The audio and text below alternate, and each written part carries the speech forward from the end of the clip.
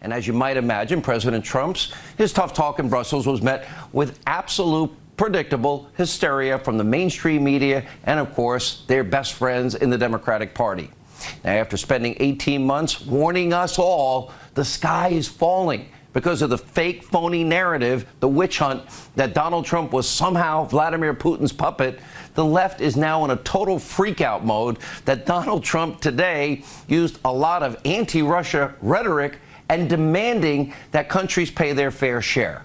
And by the way, that's supposed to lead us now to catastrophe. You can't win with these people. In other words, a typical Trump-hating day in the media with their Democratic allies. And as always, we've got all the tape to prove it. Take a look.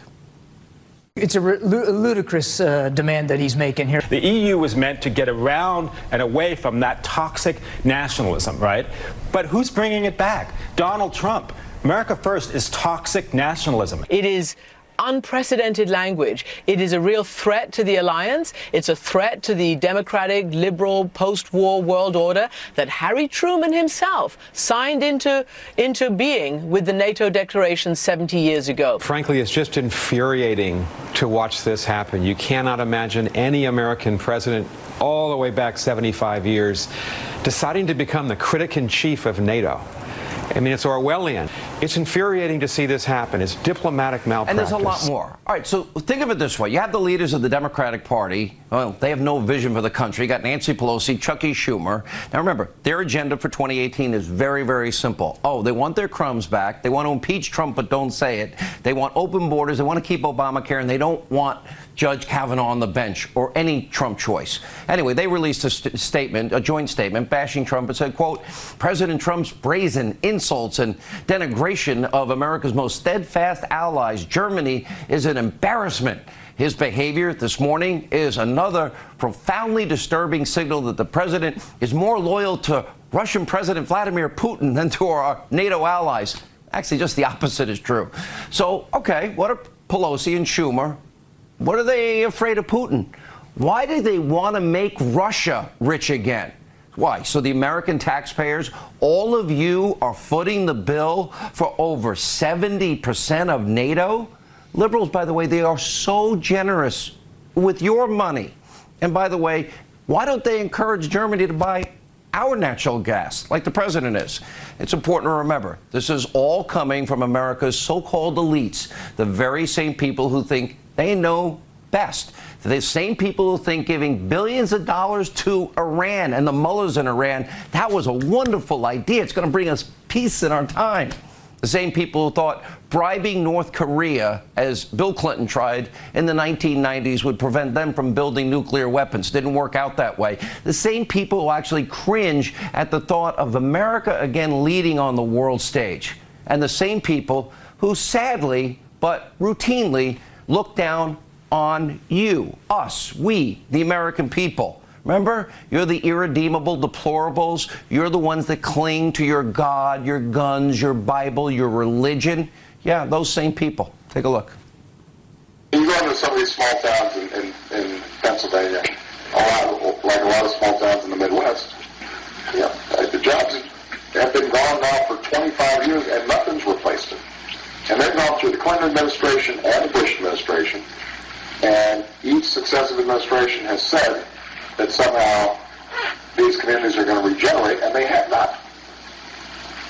So it's not surprising then that they get better and they cling to guns or religion or antipathy towards people who aren't like them. You know, to just be grossly generalistic, you could put half of Trump supporters into what I call the basket of deplorables. Right?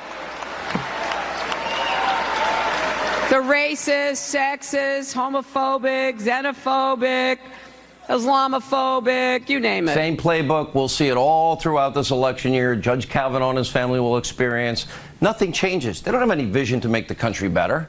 Now, in 2016, Peter Strzok texted that he could actually smell Trump voters in a rural Virginia Walmart. He can smell us. I like Walmart. And just yesterday, well, you have MSNBC conspiracy anchor, thrill up his leg, Chris Matthews, comparing Trump supporters, believe it or not, taking it a step further. Untamed dogs. You don't believe me? Let's take a look.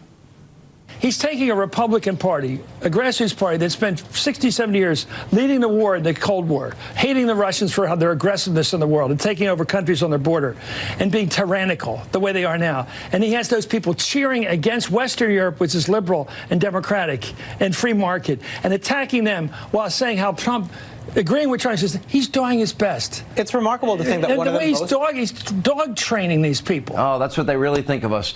Now, these same elites in the media, they're celebrating the widespread anti-Trump protests that are going to be taking place this week throughout Europe. One of the reasons we're here, and as we discussed last night, they're all forgetting, you know, history does repeat itself. Remember Ronald Reagan? President Reagan faced the same backlash, same demonstrations before his policy of peace through strength, trust but verify, the evil empire, tear down this wall, which spurred some of the most historic diplomatic achievements in world history.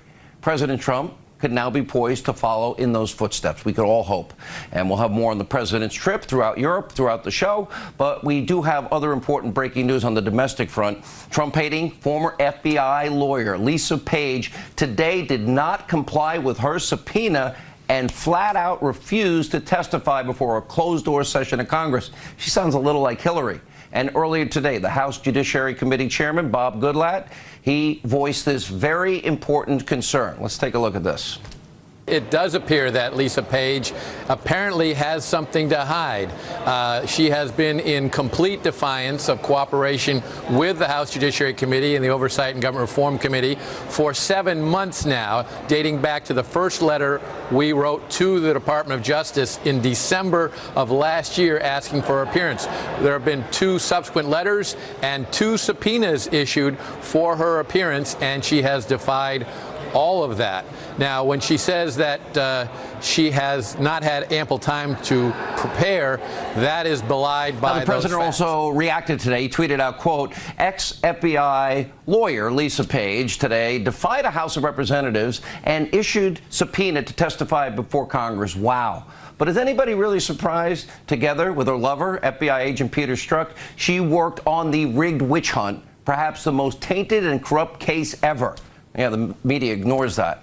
Now the window is fast closing for Lisa Page. She must either comply with the subpoena, by the way, if this happened to us, we'd be in big trouble, or she will face serious legal consequences, including a contempt of Congress citation. And meanwhile, her corrupt FBI boyfriend, Peter Strzok, well, he's still set to testify in public tomorrow. Get ready. This hearing is going to be explosive. We will have full analysis and reaction to Peter Strzok's time in the hot seat tomorrow if he shows up.